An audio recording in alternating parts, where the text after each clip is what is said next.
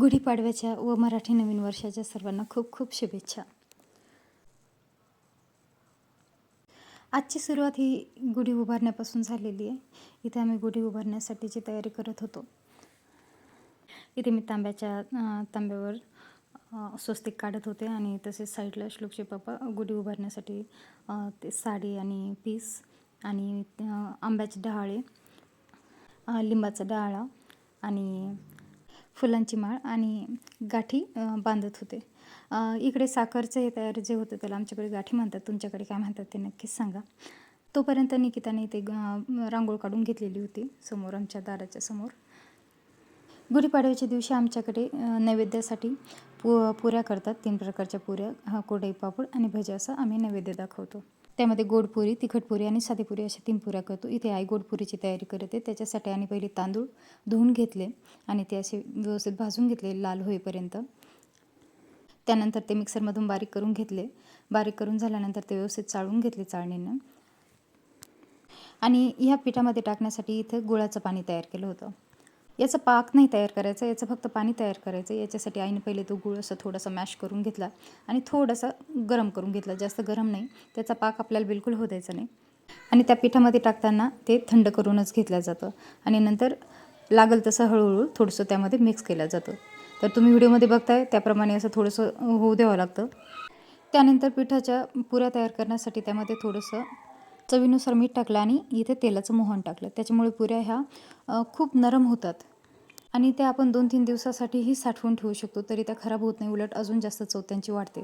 इथे आईनं अशा प्रकारे गोळा तयार केला, तो 10 मिनिटासाठी सेट होण्यासाठी ठेवला आणि त्यानंतर त्याच्या पुऱ्या तयार करण्यासाठी केल्या. तुम्ही व्हिडिओमध्ये बघताय त्याप्रमाणे. तुम्ही अशा प्रकारच्या पुऱ्या कधी केलेल्या आहेत का? करत असाल तर नक्कीच कमेंटमध्ये सांगा आणि नसेल करत तर नक्कीच ट्राय करून बघा, खरंच खूप छान लागतात. आणि इथे त्यानंतर मग निकिताने तळून घेतल्या होत्या. दोन्ही साईडने अशा गोल्डन होईपर्यंत थोड्याशा तळू द्यायच्या त्या.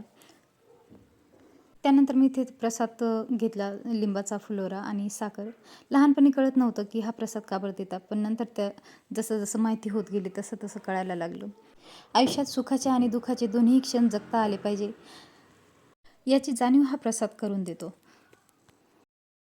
त्यानंतर आम्ही सर्वांनी गुढीची पूजा करून घेतली.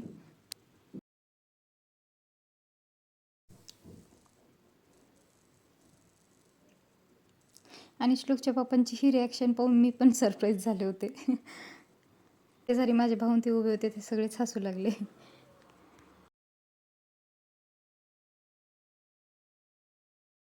त्यानंतर मी इथे मुलांना आणि त्यांच्या पप्पांना कुंकू लावून ओवाळून घेतलं.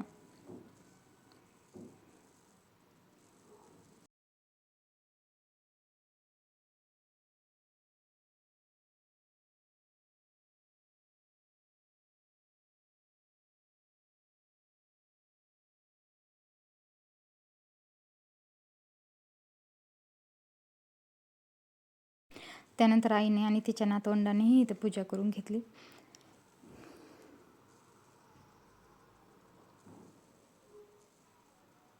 ओवी तर आज दिवसभरातून बऱ्याच वेळेस जे जे बाप्पा करायचं म्हटलं की ती पहिले इकडेच येत होती.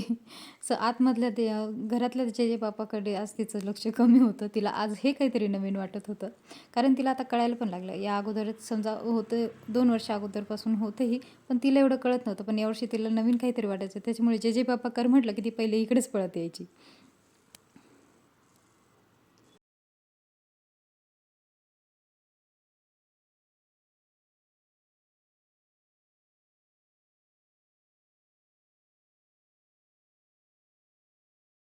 त्यानंतर मी गुढीला आणि देवाऱ्यामध्ये पण नैवेद्य दाखवून घेतला. आणि संध्याकाळी गुढी उतरण्याच्या अगोदर आमच्याकडे तूप आणि गुळाची धूप दाखवतात. तुम्हाला माझे व्हिडिओ आवडत असेल, चॅनलला सबस्क्राईब नक्कीच करा आणि व्हिडिओला लाईकही करत जा आणि शेअरही करत जा. भेटूया नेक्स्ट व्हिडिओमध्ये. तोपर्यंत बाय.